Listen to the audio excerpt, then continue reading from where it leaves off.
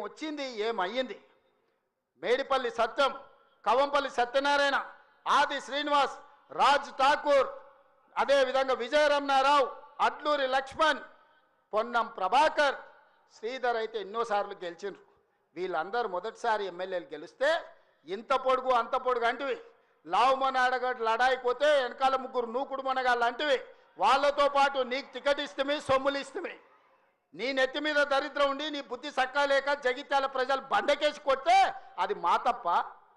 ఎమ్మెల్యేకి బండకేసి కొడితే ఎంబడే ఎంపీ టికెట్ ఇస్తే బొంద పెట్టిరు వాళ్ళు, అది మా తప్ప, పార్టీ తప్ప? ఏం తక్కువ చేసింది నీకు పార్టీ? ఒక్క ఏడాది నిన్ను నమ్ముకున్న కార్యకర్తల కోసం ఓపిక పట్టవా? అలాంటి నువ్వు దుర్మార్గుడు శత్రు సంకల చేరి వాళ్ళ సంక నాక్కుంటూ ఇవాళ ప్రజాపాలన పోవాలి అని అంటావా నువ్వు? ఇదా నీ బుద్ధి, నీ నీతి? నేను ఇవాళ ఈ వేదిక మీద నుంచి పాపాల బైరోడు ఎందుకు రావాలన్నా నేను అడగదలుచుకున్నా. నేరెళ్ళ దళితులను ఇసుక లారీల కింద తొక్కించినందుకు పాపాల బైరోడు రావాలా?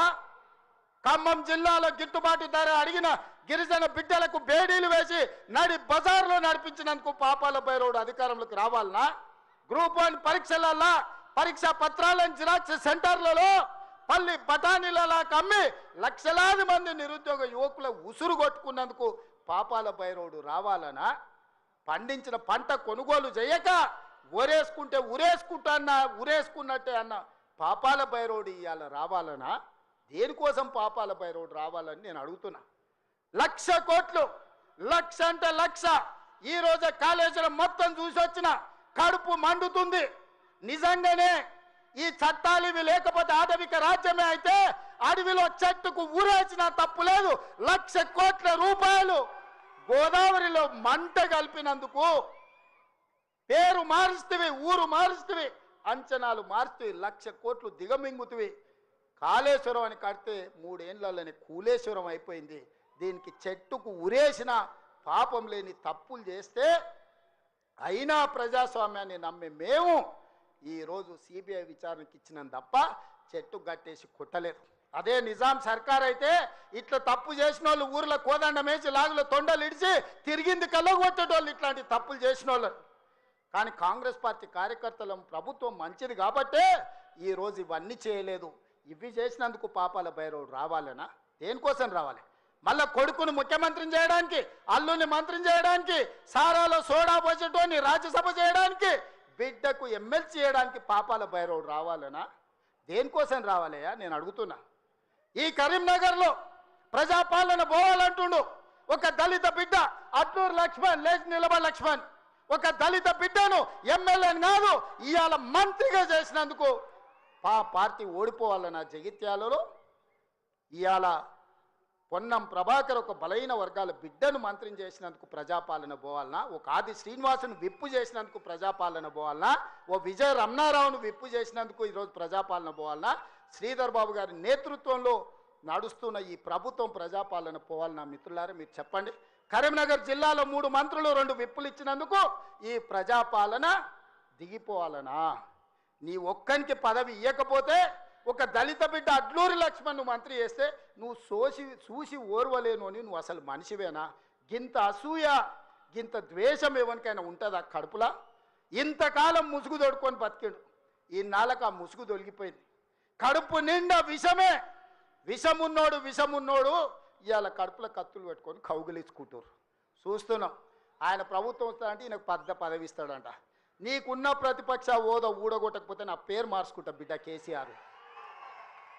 2023లో నిన్ను ఓడగొట్టిన, 2024లో నీకు గుండు సున్నా ఇచ్చిన, సర్పంచ్ ఎలక్షన్లో పాతరేసిన, మున్సిపల్ ఎన్నికల్లో ఉప్పు పాతరేసిన, జూబ్లీ హిల్స్ కంటోన్మెంట్లో నీకు గోరి కట్టిన, వచ్చేసారి ఆ గోరి మీద మా కాంగ్రెస్ పార్టీ కార్యకర్తలు జెండా ఎగరేస్తారు. ఇదే నా సవాల్ కాంగ్రెస్ పార్టీ కార్యకర్తల తరఫున.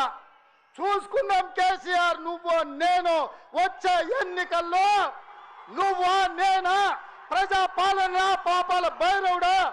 మా కాంగ్రెస్ పార్టీ కార్యకర్తల లక్షలాది మంది 10 ఏళ్ళు కేసులు కట్టుకొని జైలుకు పోయి ప్రాణాలు వదిలి ఊపిరి బిగబట్టి జెండా మోసి అధికారంలోకి వస్తే పాపాల భైరవుడు రావాలి, ప్రజా పాలన పోవాలి అని మాట్లాడడానికి నీకు సిగ్గెట్లొచ్చిందని నేను అడుగుతున్నా మనిషిని. అందుకే మిత్రులారా, ఇవాళ నుంచి నా మాటగా తీసుకోండి. ఎన్నికలు ఎన్నడొచ్చినా ఎప్పుడొచ్చినా ఒక్క మాట రాసి పెట్టుకోండి. చరిత్రలో కేసీఆర్ గారు జగిత్యాలలో నిన్ను పాతరేసి 100 మీటర్ల లోతు గోతి తీసి పాతి పెట్టే కార్యక్రమం మా కాంగ్రెస్ పార్టీ జగిత్యాల కార్యకర్తలు తీసుకుంటారు. ఈ తెలంగాణ రాష్ట్రంలో ఈ ప్రాంతంలో ఒక చరిత్ర ఉన్నది. 94 నుంచి 2004 వరకు 2 సార్లు తెలుగుదేశం అధికారంలో ఉన్నది. 2004 నుంచి 2014 వరకు 2 సార్లు వైఎస్ఆర్ నాయకత్వంలో అధికారంలో ఉన్నది. 2014 నుంచి 2024 వరకు 2 సార్లు కేసీఆర్ నాయకత్వంలో ప్రభుత్వం ఉన్నది. 2024 నుంచి 2034 వరకు నేను మా మిత్రుడు మహేష్ గౌడ్ గారి నాయకత్వంలో ప్రజాపాలన ఉంటుంది.